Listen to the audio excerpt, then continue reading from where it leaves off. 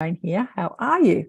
So this year I'm offering some Sunday/Mondays drop-in, Sunday night in the US and Canada, Monday mid-morning Deliberate Creation 101 drop-in classes. And today's the first one I'm doing. I've only got one person on Zoom with me, but so I thought I'd go live and just get some interest from you guys and ask you what you want to learn about being a deliberate creator. The guides have said to me categorically that the most important thing we can learn is how we create our world. And we're not only creating this world, we're creating many worlds, because being a deliberate creator is not only when we are physically focused, it's who we are as multidimensional beings in every other dimensional experience, and including the spirit side. The thing is that when we are here on Earth, creating our experience, we don't necessarily see that we're creating our experience because we live under the buffer of time. So time affords us the illusion that life is happening to us and we're not participating in the events and circumstances that are happening in our life or in the world. And that's the way the majority of human beings live. They live under the guise that the world happens and then we participate in it, rather than we being creative genius participants in everything that's happening. Like everything that's happening, where there is this collective unconscious or collective thought forms that we participate in, that is creating every aspect of what it is to be physically focused and spiritually focused, in fact. But when we leave this time space reality and we re-emerge back into the experience of being spiritual beings or spirit beings, we understand that thought is immediate. We understand that thoughts create our reality. So if you listen to a lot of NDE podcasts, and I've had many of them on the show, you'll hear people saying, I thought about this person and then bang, I'm right next to that person. Or I thought about this scene and then the scene is happening around us. That's why when we dream, when we're in dreams, we can sort of move from one event to the next without having any sort of traveling, any sort of like I didn't like walk out the door and walk down the hallway and then get in a car and drive to, I found myself in a park. I was talking to someone in a house and then I was in a park, and and there's this sort of like magic seemingly happening or confusion happening in our dreams, because we're in a different dimensional experience when we're dreaming. We're in the world of thought or the astral realms, where creation happens a lot quicker. But here on Earth, our thoughts are creating everything we live. Everything we live, our thoughts are creating it, whether we have personal thoughts or collective thoughts. So many of the thoughts that we have are a part of the collective unconscious, and we buy into these thoughts. It's like a river, a stream of consciousness. And when we dip our toe in, then we get washed up in the stream of consciousness and we become a part of the participation of the creation of this world.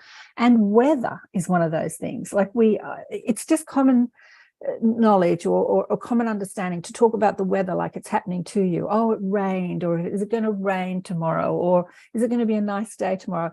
In that we are not in control of how the weather is happening.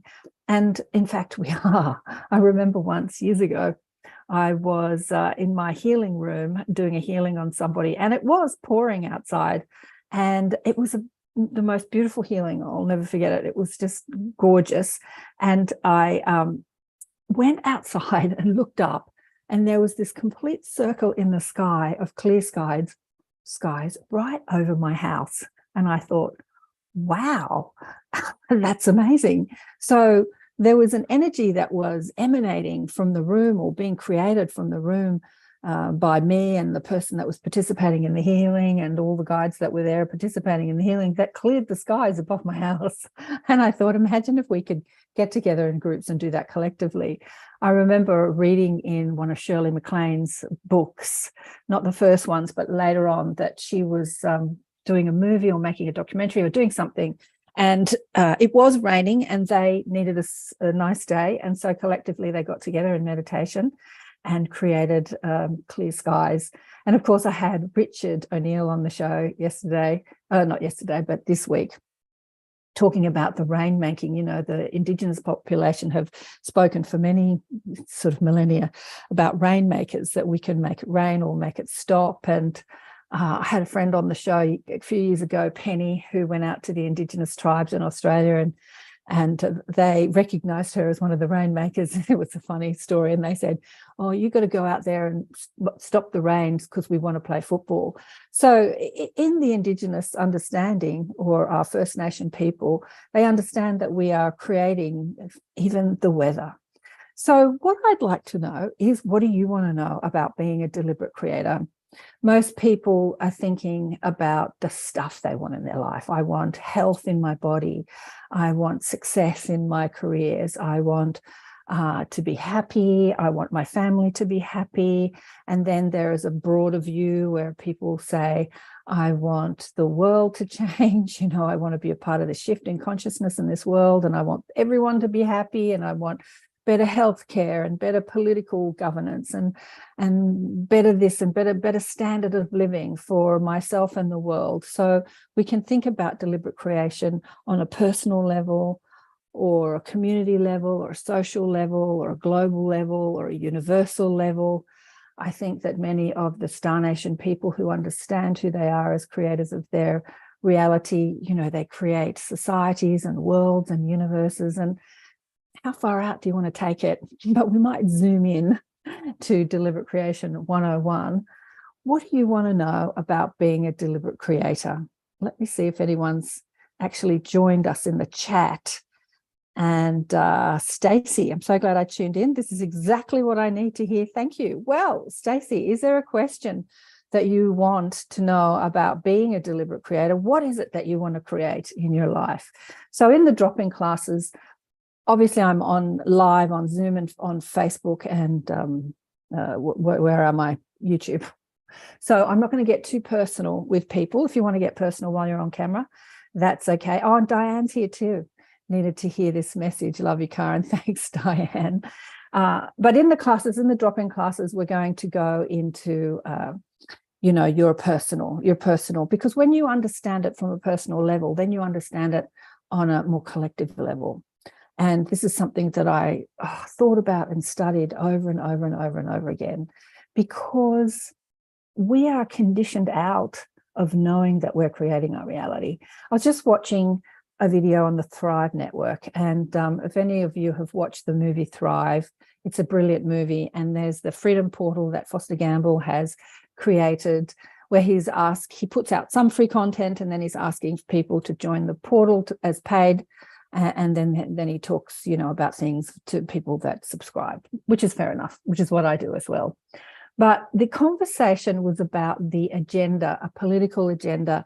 And the woman speaking about it was speaking about it with such passion, but anger and venom.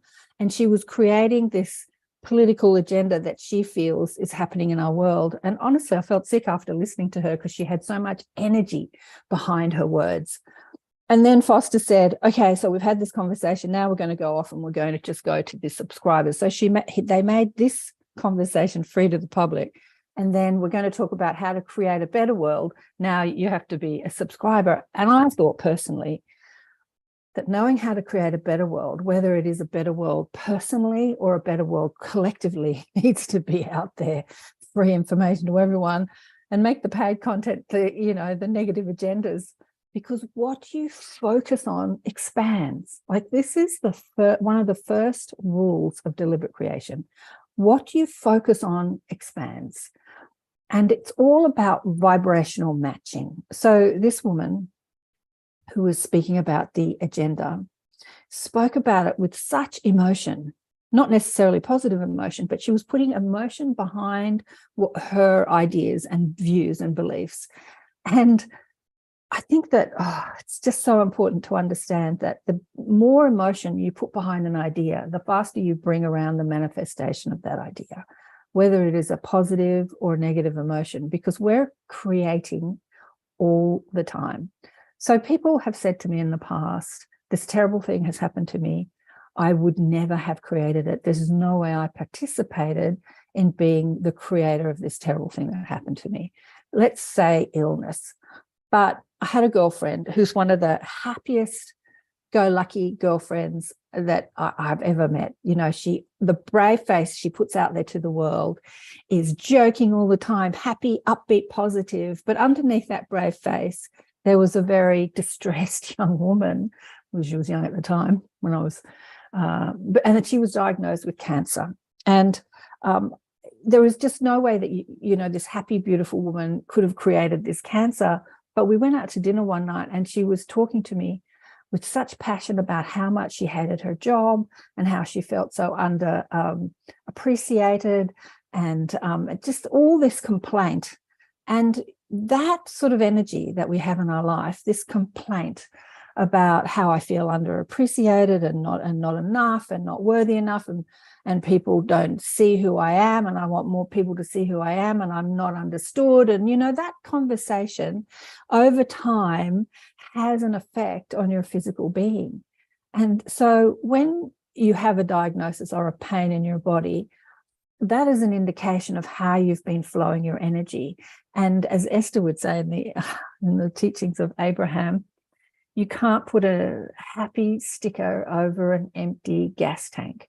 So if you're feeling empty and exhausted and you put a brave face onto the world and say, no, I'm happy, I'm fine, life's great, you're not fooling anybody, because it is your vibration that attracts, not your words. Your words, you know, you can make up words. Words don't attract. It's the meaning that you put behind the word. It's how you feel. So you can say pretty words and not feel good. And what is attracting or creating in your life is that vibrational frequency that you're putting into the world, not the pretty words that you're putting on top of it. And this is really important to understand as deliberate creators. First of all, 101, Deliberate Creation 101, I am the creator of my reality. Most important is that I understand how I create because I feel the vibration of my thought. So your emotional guidance system is showing you what you're creating in your life. I've become so attuned to my emotional guidance system now that when I'm grumpy, and I've been grumpy lately, I'm not normally grumpy. I sort of cleaned up all my negative thoughts, but lately I've been grumpy. I'm very aware when I'm grumpy, and often grumpy or upset or ornery, which is a word that I learnt from Esther. I think it's an American word. It might be an English word. I don't know, but it's not a word I'd heard before. Esther used to say ornery is that way of being where everything dissatisfies you. Nothing's good enough. Like you're not angry and you're not upset, but you're just not good. Like you're bipping along in life and the traffic's pissing you off and you're late for the work and you're upset this person's late and everything that sort of happens to you is pissing you off. It's like nothing is okay. Nothing is good enough. Thanks for the free content, Charlotte says. You're welcome. And that sort of orneriness, that vibration, that low, subtle vibration of it's not okay, it's not enough, it's like survival mode is that place where a lot of people live. A lot of people live there. And they don't even notice that they're thinking negative thoughts because it's just normal for them. But when you start to clean up your vibration and you start to really tune in to how you feel and become aware of how you feel and ask yourself in every moment, how am I feeling? How does this feel? Then you become aware of your emotional guidance system. So our emotions is a feedback system that's showing us what vibration we're evoking. What vibration is connected to the belief, not the thought so much, but the belief behind the thought. Because we can have thoughts like, yeah, you're stupid, or, you know, like that's fully sick, or, you know, that's this sort of this new lingo now that fully sick means it's really great. Like we can have thoughts that are seemingly negative, but the belief behind them is positive. So it's not the thought or the words that creates, it's the meaning behind the words. It's the belief, it's the vibration that you become aware of, and then you know how you're creating your reality. So when people come to me and they're sick, rather than looking at the physical ailment, I will always ask them, what's going on in your life that's upsetting you at the moment, which seems to be completely off topic. Like I've got this hip problem, I've got this neck problem, I've got this back problem, stomach problem, whatever the problem is. And And they kind of like, what's that got to do with it? It has everything to do with it. It has everything, because the first port of call in communicating to you how you're creating your reality is your emotion. And if you ignore those emotions and you keep bipping along in that ornery sort of not everything's not okay state, then the guidance gets louder and it becomes pain in your body. And if you ignore that, it's all feedback system, it's all guidance, it's all communication. If you ignore that, that pain gets louder and louder and louder, and then it becomes a diagnosis. Now, I want to stop here and talk about how we're creating our reality, not only from our personality, ego perspective, but from our soul's perspective as well. So many people have said, oh, how can a baby get sick? They're not upset or unhappy to create an illness in their body because they haven't been alive long enough, or babies are pretty much happy all the time. But we're creating from our soul's desire as well as our ego's desires or perspective. And sometimes the soul has a desire to experience things like, the contrast of our world, the dramas, the illness or things, because we are wanting that experience as part of our spiritual evolutionary growth. And that's a bigger topic than we're going to go into now. That's more for the advanced deliberate creation course, looking at the spiritual perspective behind why we create our reality. But the 101 course is really just getting the basics, like getting really aware of your emotional guidance system. How do you feel in any moment, and how can you change that? So years ago, I've told this story before, but it was so I've got many stories like this, but this one was just so evident. So we were at a person's land, and they had bought some land. They were going to build a house, and we were doing a blessing on the land. And there was a friend of mine there who was really overweight, who was in a lot of pain.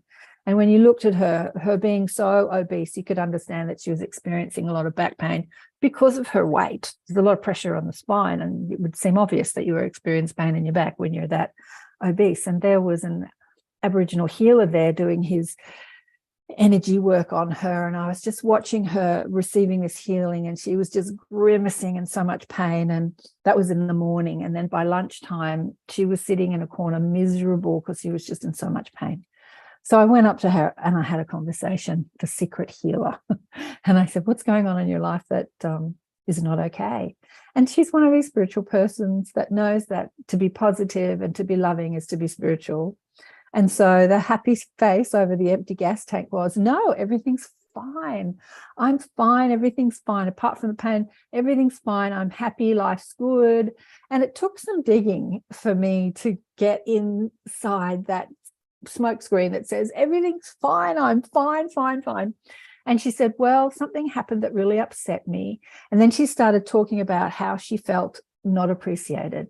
I only want to help people. I just try to help people, and people don't understand that, and I feel underappreciated. And we pinpointed a belief that she'd held for a very long time about feeling not appreciated, probably something that started when she was a child and has carried through her life, and it had resulted in probably not only what was happening with her weight, but this excruciating pain in her back. And when we started to clear up that belief that she held about being unappreciated was actually not true, and I started to point out how she was appreciated and how so many people do really adore her and appreciate the work that she does in the world, and how she is loved and appreciated, it was like on cue. It was like scripted. Somebody walked up to our conversation and said, oh, to this person's name, I so appreciate you. You're so wonderful. And, it just sort of glowed about how appreciated she was. The pain in her back completely disappeared. And she ran around like a 2-year-old in the afternoon, where she couldn't walk in the morning. She was running around in a 2-year-old. And this is the power of our thoughts. Thanks for the free content. Now, I'm looking for some questions because we are live. I know I've got one person online. Catherine, have you got any questions? You can either type it in the chat, or you can speak it, or anybody who's listening on YouTube or Facebook. I haven't actually checked out the Facebook page yet. Let me check out the Facebook page and see who's listening on Facebook about being the creator of our reality. Facebook's so great. No one listening on Facebook. Don't you love Facebook?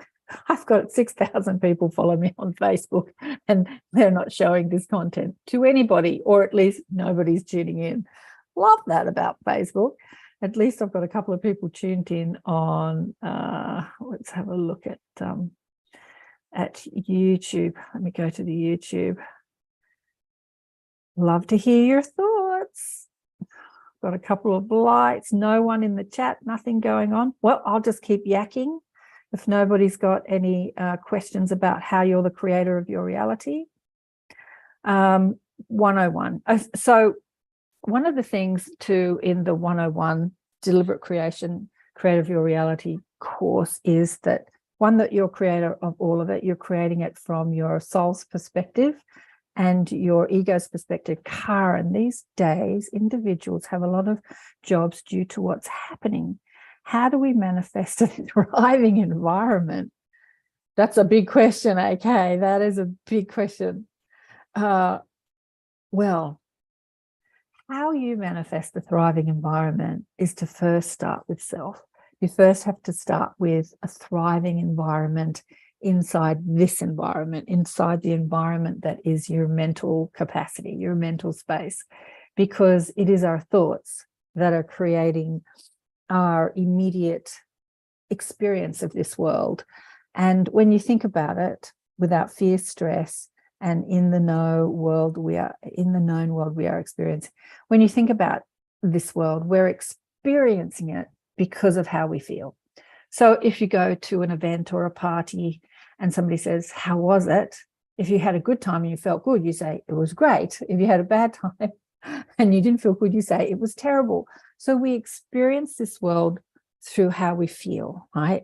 So when you can look at the world with thoughts of appreciation and gratitude, then you have a thriving environment inside this environment. And when you clean up your beliefs about yourself and this world, understanding who you are as a spiritual being here in this physically focused environment for a very short period of time, to experience the contrast of this world, to experience the polarity and the dramas and the traumas of this world, because it is part of your evolutionary process and accelerated learning for your spirit or your soul, then you can appreciate this world, even all the terrible things that happen. This is, again, going more into the advanced course of being a deliberate creator, because most people can't come at the thought that they're creating any of it. They feel like stuff's happening to them. So when you take on that responsibility that I am the creator and the manifester of how I think and how I feel, therefore I am the creator and the manifester of how I experience the world, then that you take your power back. You take your power back to create a thriving environment for yourself and all other people. So a thriving environment is not just globally, that's such a global question, but it is personally too, because you emanate a frequency, and that frequency has power of influence. So if you're emanating a frequency that's on the spectrum of ornery or angry or upset or frustrated, that's going to influence your environment, including the people around you, including your pets and your children and your family. But if you emanate a frequency that is one of appreciation and love and excitement and looking forward to, or just unconditional love, I say just unconditional love. Who does just unconditional love in this third dimension? But when you're a loving, caring person and you see life through the eyes of source, knowing that everything is happening for you and not to you, then you have a power of influence that is huge on the environment, on the people around you, on your pets, on your family. It's huge. You have a huge power of influence, and you don't actually need to do anything, because you attract people and situations and opportunity into your life. You can have a thought, a creative thought, oh, I'd really like to do that. And that opportunity comes to you and presents itself. It's like, here you are. Did you want it? But I'd love to know, AK, these are individuals what's happening, how to manifest it. Can you make that a little bit more specific, that question, without fear, stress, and knowing that the world we are experiencing, well, the world that we are experiencing, we are co-creators in it. The good, the bad, and the ugly. We're co-creating in all of it. We're participating in all of it. It's not static. It's all happening to us. It's all moving. It's all energy and information moving in a quantum field. And we are energy and information moving in a quantum field. And we are participating in all of it. Karen, how do you start your day? Mindset, segment, intending. Very good, Charlotte. Segment intending. Segment intending is something I've been thinking about a lot, actually. Segment intending is something that Esther, the Teachings of Abraham, talked about. So with every segment of your day, there is an intention. So you wake up in the morning, and as soon as you wake up, there's a segment intention. What are you going to do? Am I going to get in the shower? Am I going to do some exercise? Am I going to have breakfast? Am I going to check my phone and look at Facebook, which is kind of what I do? I check my messages. And then when you finish doing that, there's another segment. Now that I finished checking the phone and looking at the messages, next segment of an intention, I'm going to get in the shower. So the intention is cleanse the body. Finish that. Next segment of intention, eat something, go to work, prepare. So your day is divided into many segments, and there's a lot of intention behind those segments. So what are you intending as you start your day? What are you intending to experience? What do you want to experience? What do you know you can experience? You can wake up in the morning with a segment of intention. I'm going to enjoy my day. This is going to be a great day. I'm going to meet exciting people. I know that I go for walks a lot in my neighborhood and to the beach, summer here in Australia. And my segment of intention when I do that is kind of like, surprise me. What's going to happen on the walk? And every time I go for a walk, I get so excited thinking about it. I find something delicious and wonderful. I bump into a friend. We have a great conversation. I don't know if any of you follow me on my Facebook. I see these amazing musicians busking at Coogee Beach, and I stop and listen, and they're wonderful. And, you know, like there is this sort of segment of intention that for the next segment of your life, so segment being, okay, I'm going to get up from the computer and go for a walk. That's mine. And get some exercise, get outside. What are you intending to happen?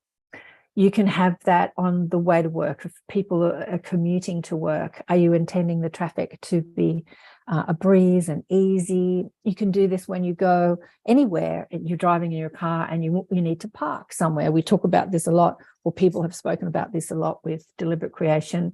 I have a little angel stuck on my car and I call her the parking angel, right? So my segment of intention is that every time I go anywhere in a crowded city, I always find a park that's close to where I want to be in a relatively short period of time with ease and grace. That's my segment of intention, which I set up even before I set out on my journey to go anywhere. I started that in earnest because I used to live out of the city. And where I lived, about an hour away from the city, there was always parks everywhere. It wasn't as crowded. And I came into the city a few times to do some meetings, to have some meetings. And I remember coming into our big shopping centre up the road, Bondi Junction, packed.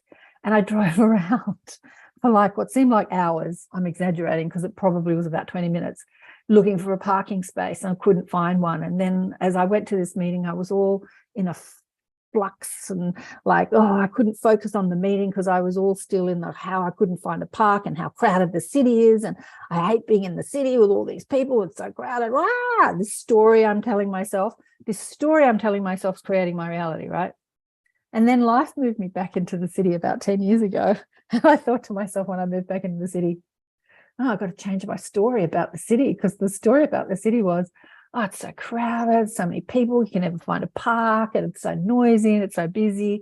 And I thought, well, if I'm going to be living in the city, that story is not going to help me thrive within the city. So that's when I started to employ the parking angel with earnest, which was my segment of intention. Wherever I go, I find a park with ease and grace, and it's always close to where I want to be. And 99% of the time that happens. Sometimes it doesn't. Why? Dependent on the vibration I'm in at the time that I'm experiencing that event. You know, sometimes I've left the house, I'm not in the best of moods, and then I get to where I want to go. maybe I didn't really want to go, but I feel like I should go because I'm sort of said I would go, you know, this stuff that we do. And then I arrive at this event and then I can't find a park anywhere and I'm late and kind of I'm in one of those ornery, grumpy moods. So, yeah, like when you're aware of how you feel, then you can change it. If you're not aware of how you feel, then life's just happening to you and you're a victim. You're a victim to it. Great question. How do I start my day? Well, I do. I wake up in the morning, Charlotte, and I look at my phone and check my messages. And then there are just always heaps of messages. And I sit in bed and scroll through messages. And then I'm like, right, got to get up after that. I would probably like to be one of those people who jump out of bed and go jogging, but I'm not. Karen, you're answering all my questions. All I have to do is listen. Stacey, thanks. But I still want you to ask a question. You're so wonderful. Well, thank you. Thank you for people that are listening. I would love to continue this conversation with you on Zoom. I will not be live streaming the drop-in classes. I might live stream a couple of them, you know, like 20 minutes or so of them to make a bit of the content free, because I talk about it with every show I do and every talk I do on Facebook or YouTube. I talk about how we're the creators of our reality, because this is something that I've been asked to teach. And the way I know that I've been asked to teach it is because when I was looking into spirituality when I was young, it was the thing that lit me up the most. And I was showcasing a lot of spiritual teachers through an event called the Academy of Light, which still runs in Sydney, by the way. It's been going for over 20 years. When I was in my 30s, and I was listening to all these spiritual teachers, and I felt like there was just one piece of the information that was missing, a very important piece, and that we can't be victims to any of it because we're creators of all of it. And yet a lot of what the spiritual teachers were saying were not factoring in that aspect. And then someone sent me an Abraham CD back before MP3s, sent me, or they were all over the internet, an Abraham CD. And I just celebrated, because when I first heard the Abraham teachings, I knew that I was listening to my own soul talking, like my guidance talking, who had always been talking to me, my Arcturian guides, I call them, or the mob, or blissful beings, like the stream of consciousness that has flowed through all the great teachers that have been here on the planet, that are teaching us how to love, how to remember who we are as love, teaching us about our multidimensionality, who we are as spirit and soul, and how we flow our energy. It's such important work that we're doing here. I learned the parking spot intention from you. Surprised. To me, it works all the time. Yeah, it does, Stacey. So, so this part of our spiritual journey, and there's a lot of aspects to, you know, who we are, and I cover a lot of it on the show. As you know, I have all sorts of fascinating people talking about many things, but how we live our life and flow our energy, it's not just important to us personally and how we enjoy our life. It's actually important to who we are as a collective and how we're creating the new world. If you're going to engage in negative information, or information that doesn't on the surface feel good, then as deliberate creators, as powerful deliberate creators, it serves you to see it from a broader or higher perspective, an expanded awareness, and ask the question, how is this helping the world? I mean, so what's happened over the last few years, we all know that what's happened, and a lot of people are upset about what's happened. And then I asked the question, how is this helping the world? And the guides have always said to me, this is the time of mass awakening. So with a collective contrast that we're all going through, a collective drama that we've all been through, it has been a global event, which is kind of exciting because it's unified us in one conversation, although we have different perspectives about this conversation, and a lot of people are fighting each other about their points of view, as we love to do as humans. It's still unifying us as a global event, and it is asking you to ask more questions and to look deeper and to be more aware of what's going on our planet. And as you become aware of what's going on your planet, then you can start cleaning up the dirt. Think about it. My guides always talk about the dirty house, the dirty house, the dirty house. They say as the light packages hit planet Earth, it's revealing the dirt. So if you live in a dirty house and you're not aware of the dirt, you can't clean it up, right? It's an analogy. But if you're aware of the dirt, then you can get in there and do something about it. And that's what's happening on the planet.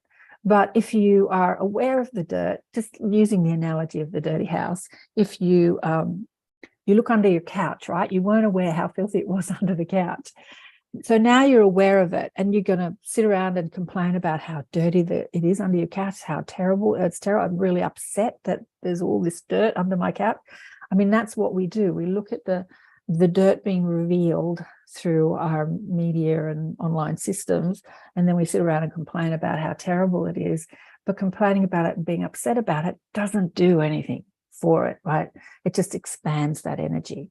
But when we can see it through the eyes of source or through our broader perspective, so you see the dirt under the couch and you think, oh, an opportunity to get in there and clean it. Oh, I love cleaning my house because you know why? I love having a tidy, clean house. And every time I clean my house, I get such a feeling of fulfillment and enjoyment. And then the space feels differently. It feels cleaner. It feels freer.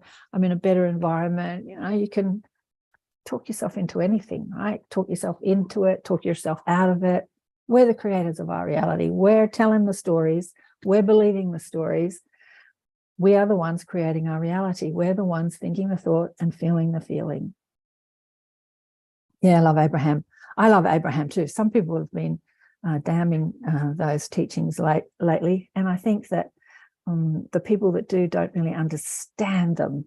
I was listening to a young man on some platform recently tearing down all these spiritual teachers. He was tearing down religion. He was tearing down a whole lot of people because he had set out with earnest to understand it. And I love it when people say, oh, I tried the law of attraction and it didn't work, so I don't think about it anymore. It just makes me laugh. It's like saying, oh, I tried gravity and it didn't work, so I don't think about it anymore. Because the law of attraction is like the engine of the universe. You can't try it and it doesn't work. You can try to think more positively or to feel better, and you fail at that.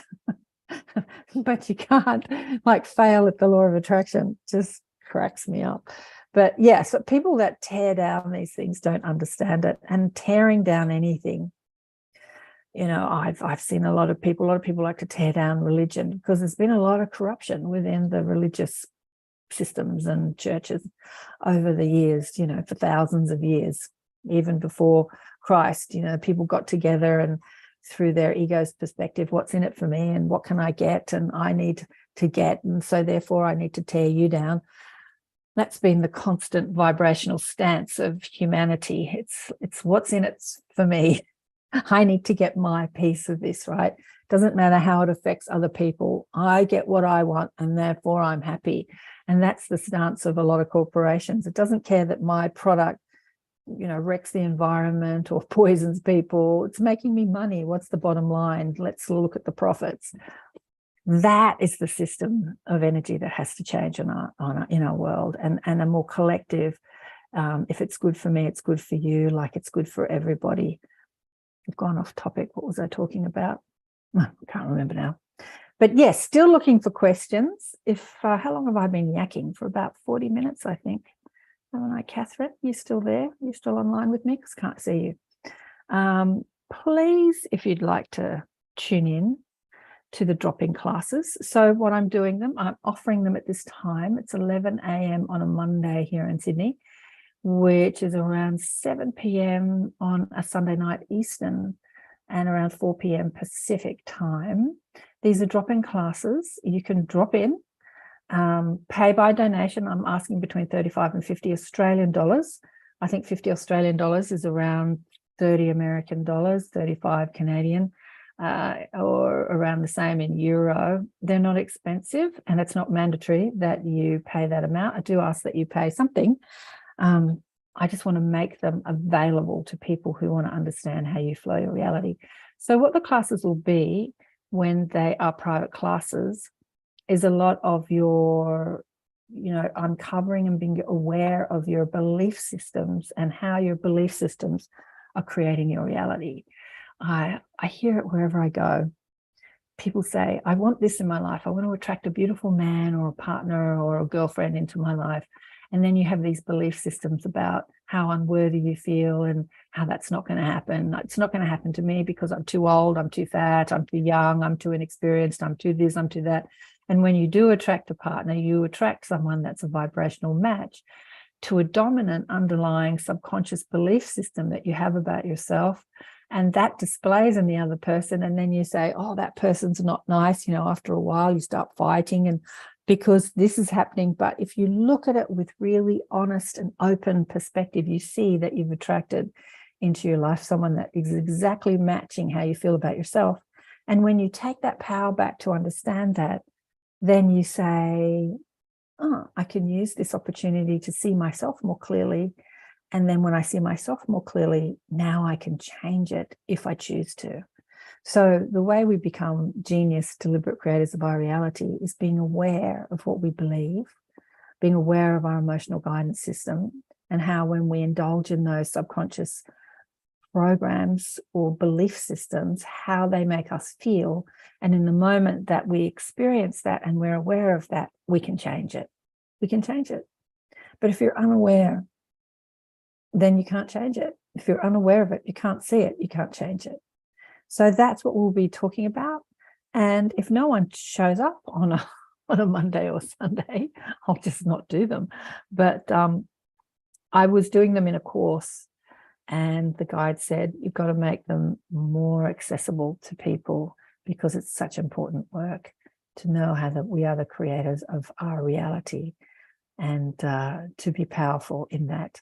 So we can create personally and collectively, focus on what feels good. And if you focus on it and it doesn't feel good, look at it in a way that does feel good, or don't look at it. But your vibration, your frequency affects the world. So when you work to enlighten yourself and feel lighter and feel more connected to your soul, your source, your higher self, your guides, when you don't feel alone, when you feel like you're part of a collective, that you're always loved, you're always loving, you're a huge influence on this world and in the lives of yourself and all who are around you. Esther says through the teachings of Abraham, or Abraham says through Esther, we come from a source, there is only one source, and it is a source of pure positive energy, and it is a stream of consciousness of pure positive energy. And you know when you're aligned with it because of how you feel. And one person connected to that source of that flow of pure positive energy is more influential than millions who are not. So if you want to influence your personal life, your family life, your society, and the world, let's get connected to that stream of consciousness, which is pure positive energy, and find ways to see this world through the eyes of Source from that enlightened perspective. So I hope you can join us on a Sunday night. I believed I discovered why I developed skin cancer near a tear duct, and I am thankful for the sign that cancer gave me, because profound spiritual healing followed. Leslie. Beautiful. You know, one of my favorite, I'm going to get teary now, but one of my favorite things on the internet is a Byron Katie thing, where she's talking to a man who has been riddled with cancer. And the poor guy is sitting next to her. It's an old video now. He's emaciated, he's skinny, he's lost an eye, he's got an eye patch on. And his stressful thought is, I want the cancer to go away. I just want the cancer to go away. And Byron Katie is questioning him with the work, is it true? Can you absolutely know it's true? How do I react when I believe the thought? Who would I be without the thought? So she says to him, you want the cancer to go away? And he's like, yes, it's ruined my life. It's riddled my body. I'm sick. I'm emaciated. I've lost an eye. And then she said, is it true? Yes, it's true. How do you react when you think that thought? I feel powerless. I feel helpless. I feel victimized. Who would you be without that thought? I want the cancer to go away. And he thinks about it and he goes, free. I'd be free. And she said, well, let's turn it around. I don't want the cancer to go away. And look at why you don't want the cancer. And when he thought about it, he said, oh, it's going to make me cry. I've never felt more alive than I have in my life during this cancer journey. I've never liked my wife more than I have during this cancer journey. And he just started listing all the things. God, I'm a mess. It's what happens when you're empathic. He started listing all the things that the cancer had given him, and the people that he'd met, and how grateful he was.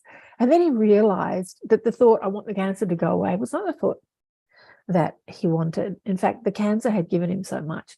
So this is when I say that sometimes we create on a soul's perspective because we want to learn. We want an evolutionary story or journey, and the contrast that we create from our soul's perspective is wanted, like illness and death. And you know, when I think about me, my mum died when I was 16. And from my spiritual perspective, from the 16-year-old who was left alone in the world to fend for herself, actually, I was kind of excited. I was always very independent. It kind of seems tragic, but from the soul's perspective, she had so much to teach me about life and death. And so that event was arranged from our spiritual perspective, as many of the events are in our life. They are arranged. So if we can ask the question why we're creating this, as you've said, Leslie, spiritual healing can follow. When do these start? Next week, California time would be 4 p.m. That's right, Stacey. Yeah. Well, they've started now. We're off and running, starting them now, but it's this time. And it'll be on Zoom. Send me an email and I'll send you the link to come on Zoom. At this point, might just be a handful of us. And tomorrow we're starting the 4-week course, Meet the Spirit Guides. So using these principles of deliberate creation to go and meet your spiritual guides. People say that they don't know how to speak to their spirit guides because they believe they don't know how to speak to their spirit guides. And when you change that, you realize that you've been speaking to them and they've been speaking to you all your life. So we're starting that. We're kicking off that tomorrow as well. It's only a little group. And that's a 4-week course that we do. And we have so much fun in those courses. The drop-in class, Stacey, is starting now. In fact, this is the drop-in class. And send me an email and I'll send you the link. All right, guys, I'm going to go. I think I've been yakking for about 50 minutes. It's been great to talk with you. Thanks for your questions. I didn't check the Facebook page because I'm on Restream and they should really show me all the questions that come in. But it doesn't always happen. Looking on the Facebook, my platform doesn't appear to be any questions underneath. And let's have a look. I'm looking on the Awakening Empowerment Network, which is our group on Facebook. They're just likes, so no questions on Facebook. So I will go and stop this stream, and I hope to see you soon. And as I say, if nobody turns up, I'll do a few more of these live at this time, and you can ask your questions on the live and pop a donation on the link below in the description. Love you big time. I've got lots of people coming up to the show this weekend.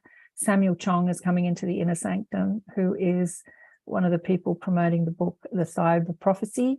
The Golden Planet used to be called Abduction to the Ninth Planet. Rocked my world, changed my life. Loved that. Talk about masters of manifestation. The people that live on Thigh of a Prophet, the Thigh of a Planet, which is a ninth category planet, you know, these principles that we're learning here in the third dimension is their mode of operandi. That's how they operate. They understand the creators of their reality. So there's no sickness.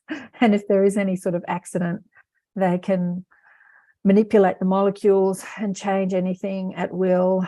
They are physical beings knowing how to do that. Many of the Star Nation people are.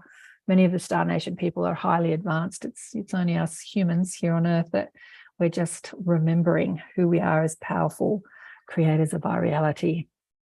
powerful. We are powerful. You are powerful. You are powerful. Thanks, everyone. Love you big time. Bye for now. I've got to figure out how to turn this off. All right, restream. How do I stop the restream? Oh, maybe I just stop Zoom. Here we go. Let's have a look.